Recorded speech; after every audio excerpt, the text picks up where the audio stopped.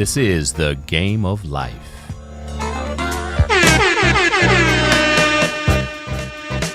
Welcome to the Game of Life, where everybody makes the team, but how you play is up to you. I am just pleased to be back in the studio.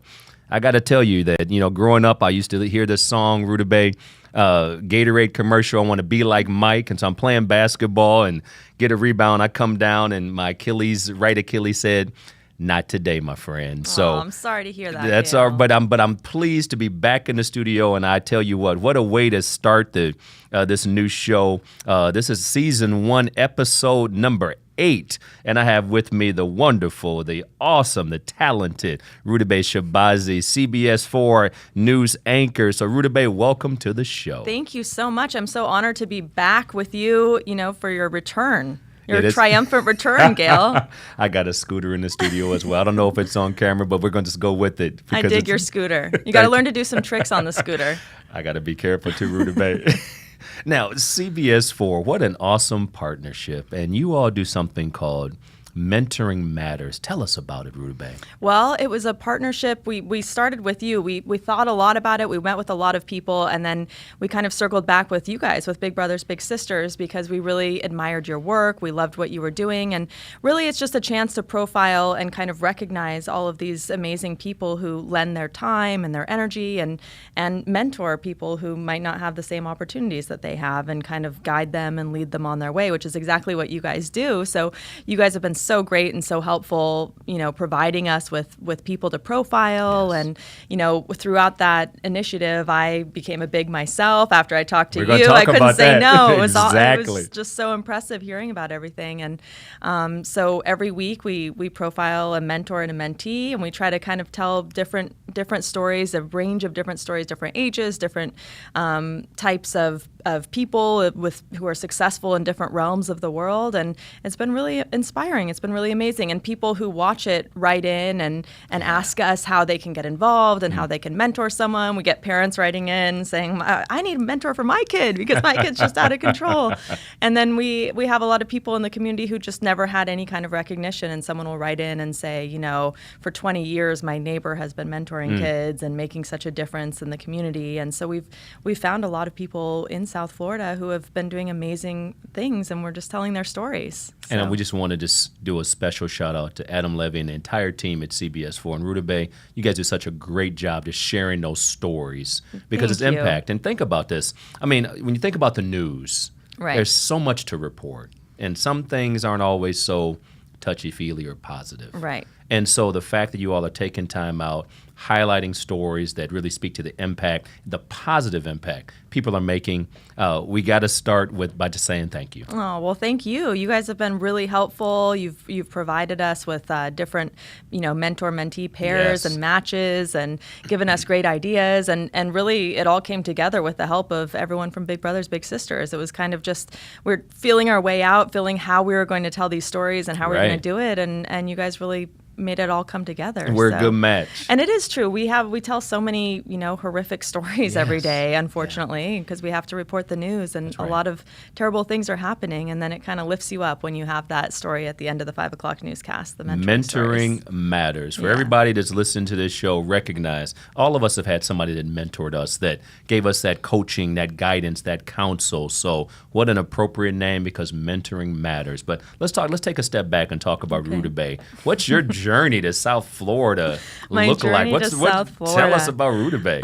Well, I came from LA. I was working at KABC, which is the ABC affiliate in Los Angeles. And, in news, we kind of move around a lot every few years. It's often, a different move. Although I don't think I want to leave South Florida. No, we'll keep you. Where do we sign, Rudabeh? So let's see. If I start from the beginning, you want me to start from the very beginning? You can start wherever you want to. Okay, I'll try to keep it brief. But my father's from Iran. My mother's from Canada. I was born in Germany after the Iranian Revolution. Wow. And then my family moved to Boston for a while. My parents worked at Harvard, and we were kind of they lost everything in the revolution, trying to rebuild, and so they eventually moved to this really small town in the mountains of eastern Oregon, really rural environment, and got a job at the university there. And I think it was initially planned to be temporary, and then it just kind of, we settled there, and that's where I grew up. So I grew up in this small little town, and really appreciate those types of values where everyone takes care of each other and, you feel safe and people really look out for each other. So I think I'm really blessed to have grown up in that type of an environment, although I'm kind of a city girl.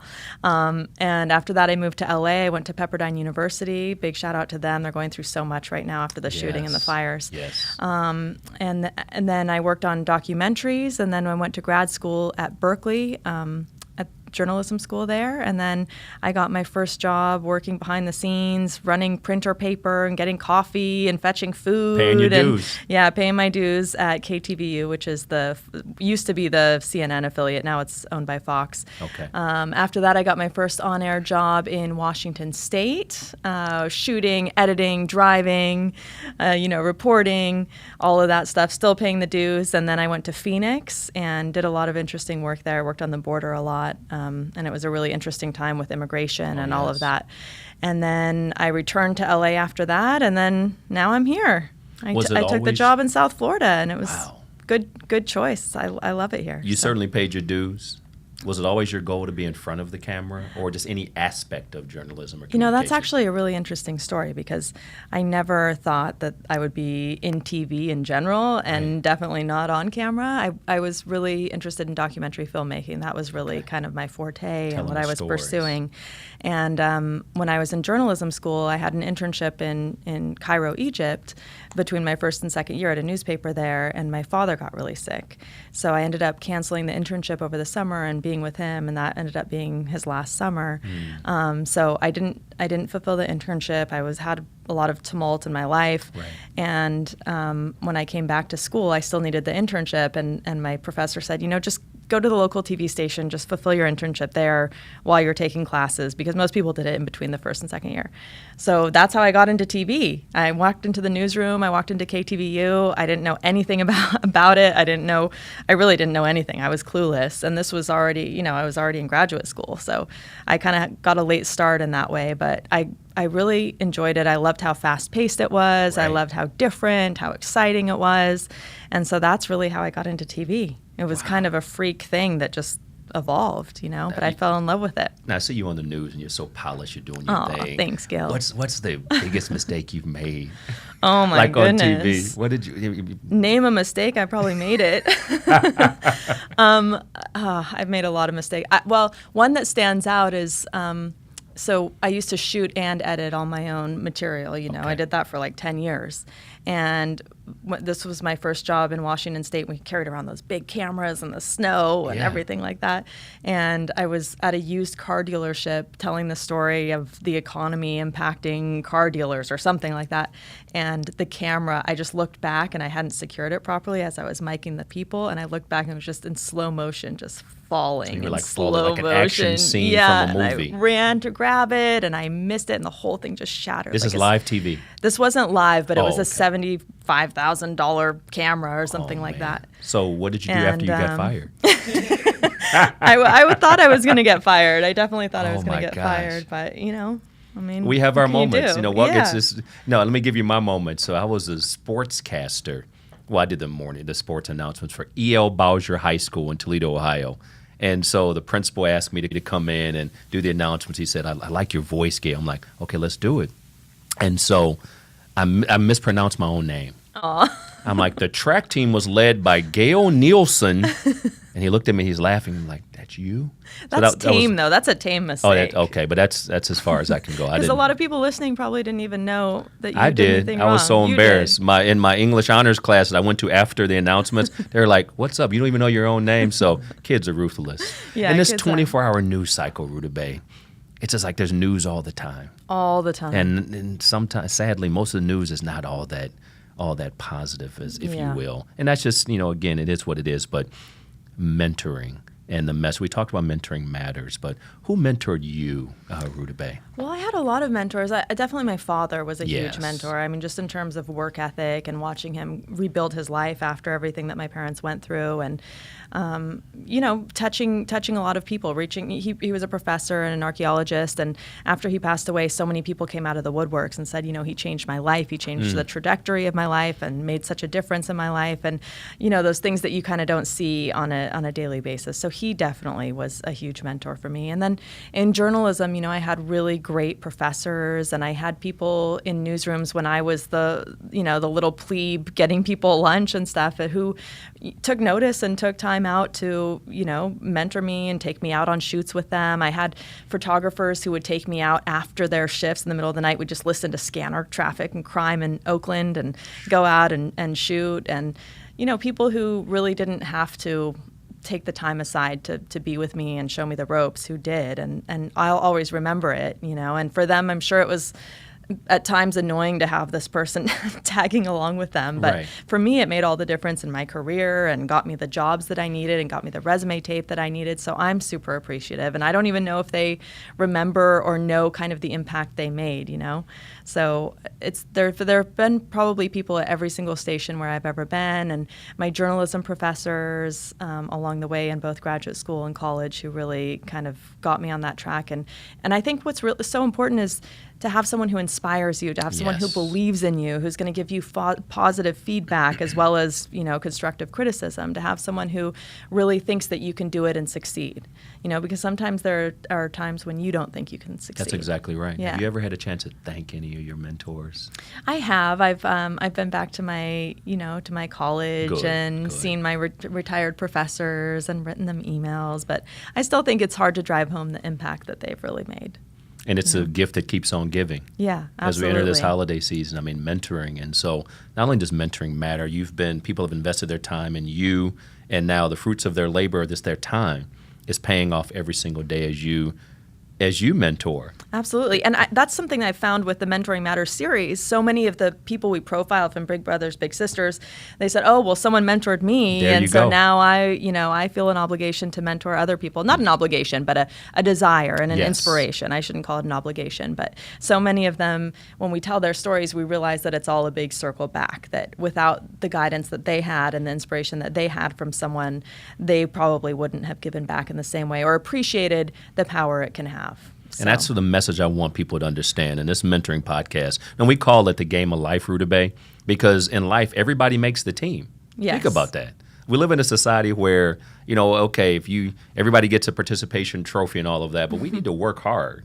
Absolutely. And, life is competitive. And so one of the catchphrases for this particular podcast is where everybody makes the team, but how you play is up to you. You paid your dues. People invested in you, and now you're giving back. So let's talk about that. Well, I think, from a lot of the people I've met, even in Los Angeles, I worked at homeless shelters tutoring kids. And I think that's very true. But I think for a lot of people, it's hard to remember that or to see that because they just feel like the odds are stacked against them. And in a lot of ways they are.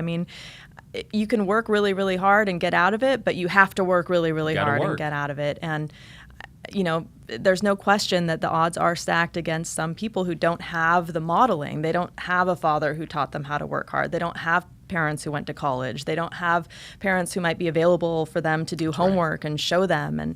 And so, they can seek it out on their own at school or somewhere else, but it is tough, in a lot of instances. And so people kind of need to see that the possibilities exist. No doubt. And I think that's why it's so special. What you guys do is to have, have someone available to them to show them that the path is available to them. That's because exactly right. if they don't know it, if they don't realize it, how are they supposed to pursue it? You say your mom and dad both worked at Harvard? Yeah. Wow. Yeah. I'm a Harvard grad, by the way. Now, watch this. Let me put this in perspective. There's an asterisk there, Rudabeh. Okay. There's an asterisk.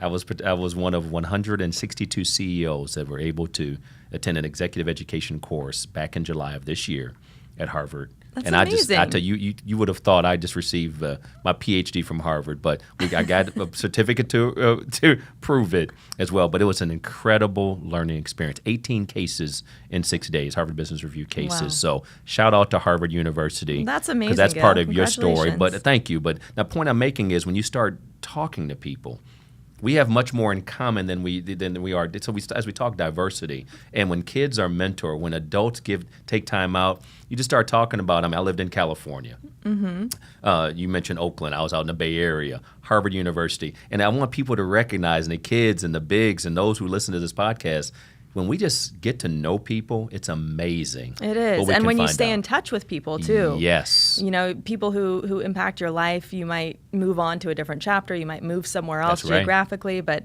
if you kind of circle back with them, which is easier than ever now, I think, with social media and everything, and the ways that we can connect and talk on the phone and everything else.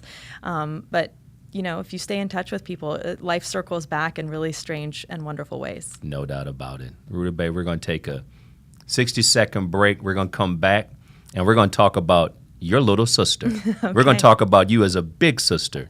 We've talked about Mentoring Matters, CBS4, Rudabeh's journey to South Florida. We're going to take a short break. We're going to come back and find out about Rudabeh, the big sister, when we come back.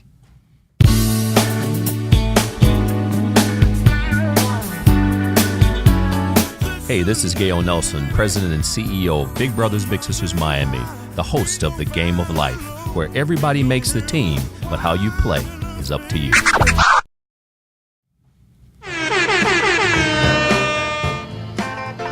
Hey, this is Gale Nelson, President and CEO of Big Brothers Big Sisters Miami, the host of The Game of Life. Always do a shout out to the Queen of Soul, Aretha Franklin. Love it. Respect. And let me tell you something, Rudabeh. Not only do I respect you as a professional, but what you've done since you've come to South Florida, you signed up and followed through on becoming a big sister. Oh, well, it's been a pleasure. I mean, thank you for showing me the way. It's what it's all about. What's your experience? How long have you been matched, first of all? We're going to keep, for the protect the innocent, let me say this up front. We're not going to mention the name of your little sister. We're going to just refer to her as your little, if that's all right. That's perfect. And that just keeps it where we need to keep it. Perfect. So how long have you been matched to your little sister? So I think immediately after I got here, I kind of signed up. I was meeting with you within a couple months, I think, with Adam Levy and Liz Roldan, the people from our station. Yeah. So it took a while to get matched, though, because you guys are very thorough in how you make your matches. So check you out. I had an interview. I said, I don't think anyone knows as much about me as Big Brothers Big Sisters. I don't think anyone does. So I think it took maybe 3 months or something to get matched. And I got my little sister, and we've been together ever since, and she's about to graduate high school. Oh, my goodness. Yeah. Now, what's your little sister's story? Just, keeping it generally specific. Well, she has a loving mother and father. Great. They have some challenges, like health-wise and financially. She's a single mom trying to make it work, 2 kids. The father of her brother is incarcerated. So they've had, they've had some struggles. They have family members who have moved in with them at times, like bringing 8 new members of the family to live, with the family of 3. So at times she hasn't had a bedroom to sleep in. And, they have challenges in terms of putting food on the table sometimes. And she has to kind of help out and take care of the children when she gets home, the younger kids. And sometimes she'll go without eating so that the younger kids can eat. Yes. So these struggles are really real. It's real. But she's very smart. She's very feisty. She does what she wants to do. No one's going to tell her anything that, she does what she wants to do. She's very strong-willed. And that's actually a really good attribute because she's a fighter, and if she puts her mind to something, she's going to do it. So when you think about just these kids, and 90%, give you some stats, 90% of the kids we serve live at or below the poverty level. And when people talk to us about giving back, you're giving of your time. Mm-hmm. And your little sister's about to graduate from high school. What impact have you seen with the investment of your time? Mentoring matters. We know that. With investment of your time, what impact have you seen in your little sister? Despite her challenges, despite the obstacles, what have you seen in terms of just Well, I don't growth? want to give myself too much credit. But, it's a team effort. We've been looking at colleges. We've been spending every weekend applying to colleges and trying to get her grades up. And I think that's one of the things that you kind of have to, you don't have to, but it helps to have someone who's been through that whole process, because it's a rigorous process to take the tests and to write the essays and to try to figure out what exactly they want to know about your life. Because when she was writing her essays, she wanted to just talk about her interests in marine biology. And I said, you have such a rich, interesting background and all these obstacles you've overcome. You should mention all of those things. But it didn't even occur to her to mention any of those things. So I think to have someone who sits with you and can see it from the outside, Yes. who has a window into it and can see, look at all these things you overcame and look at all the obstacles. I mean, most people who are applying to college haven't had bullets fly through their window over their heads. Well, why don't you write about that? Why don't you tell them about those experiences? Tell your story, Tell the your real story. story. Marine biology, let me go back a little bit. You just kind of, because I chose not to major in marine biology. I didn't Just have the time. because, yeah. Just so you know. Marine biology, really? That's what she's interested in. Wow. And so when she was writing the essay, she kind of had writer's block and didn't really know what to do. And so I sat with her and interviewed her for about an hour. And I just took, 14 pages of notes, and I just interviewed her. And then we built the essay from that interview. And I learned so much about her after almost being together with her for 4 years. And so the way we crafted it, it ended up being, she's telling the story of being at home, and all of a sudden a bullet pierces her window and the glass shatters all over her. And she sees her mom scared and doesn't know how to help her mom and feels helpless. And this is kind of what she's been experiencing she's used to daily gun violence and hearing gunshots in her neighborhood, but she's, this was the real pivotal point where she felt helpless and out of control and didn't know what to do. And then we pivot to the first time that she went to the beach and stuck her toes in the ocean and how free she felt and how she admired this marine life who was so free, and the dolphins who help people when they're in distress, and how that was just something that she wanted to explore and completely took over her world. And so kind of the dichotomy between what she was dealing with and the lack of control and what she felt when she experienced the ocean and wildlife in the ocean, and how freeing it was for her, and how that passion kind of, only grew for her. So that's kind of how we crafted her essays. Wow. And I learned so much about her from that. And I think when she saw the essay, she was like, wow, this is pretty good. But that's her. But it's her. And what a beautiful, inspirational story. But these are the facts. And there's kids who live a mile from a beach or not far from the beach who've never been to the beach. Right. So you look at just the reality of violence to the freedom of marine life. Yeah. And now, so her reality doesn't have to be her destiny. Exactly. And that's the power and the impact of mentoring as well. And certainly you being in her life. And we're going to get your little sister. We're going to get you guys to speak at one of our events one day. I mean, that's a fact. Good luck. She doesn't like to speak on camera. That's all right, but she'll be with you. It doesn't have to be on camera. Maybe you can convince her. I'm quite convincing. Just You are. If anyone can do it, you can do it.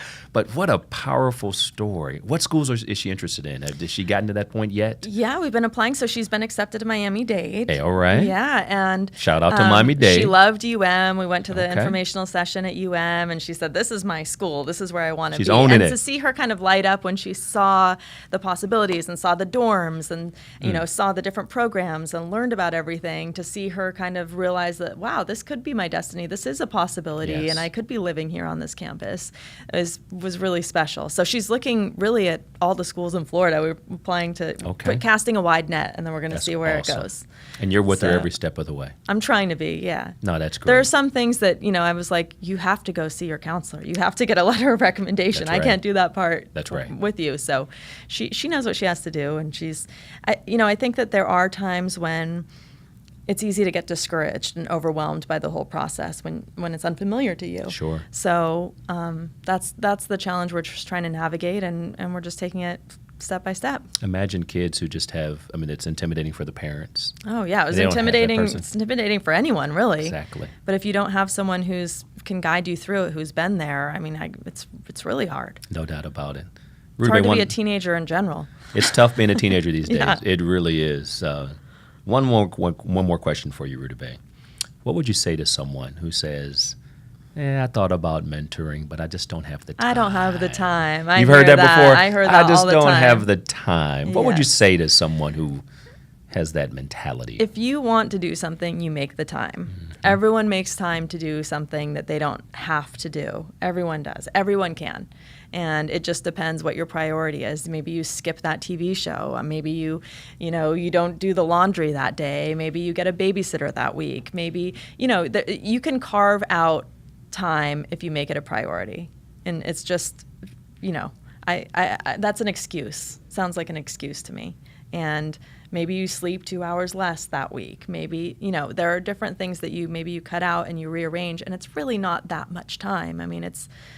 we probably spend every other week together, and we spend the day together. And also, I continue to do the things I have to do. So you don't have to change your life to change somebody else's, Rudabeh? Is that the breaking news? You just carve out a little bit of There you time. go. And I do the activities that I normally would have to do. Sometimes there are things I have to do. I have to go to work that day on a weekend or something. I bring her in with me and have her work on her essays. And I think that that's good too. Like sometimes she has to just run errands with me, and she's bored and she complains, but I'm like, you know what? That's what you have to do as an adult. You have to run these errands and you have to get this stuff done. And so I don't apologize for that, because we'll go do something fun that she wants to do after that. But she can also learn that responsibilities take time, and you have to it's a game of life, right? The game of life. Look at you segueing. Wait, this is my show, Rudabeh. Segue in my show. But in the game of life. But Rudabeh, we're so thankful, speaking of the game of life, to have you on our team. Thank you. I'm so grateful to know you and to be able to be a part of this organization and be a volunteer. And I'm super grateful to be on your show. You are making it happen. Ladies and gentlemen, the wonderful, the talented Rudabeh Shahbazi, big sister, doing her thing, changing one life who will then impact so many others and will impact even marine life as things go along. So Rudabeh, thank you for being on the show today. Keep doing what you're doing. Thank you for You're having an inspiration me. In South Florida. So good to see you. Game of life. That's a wrap. Let's go.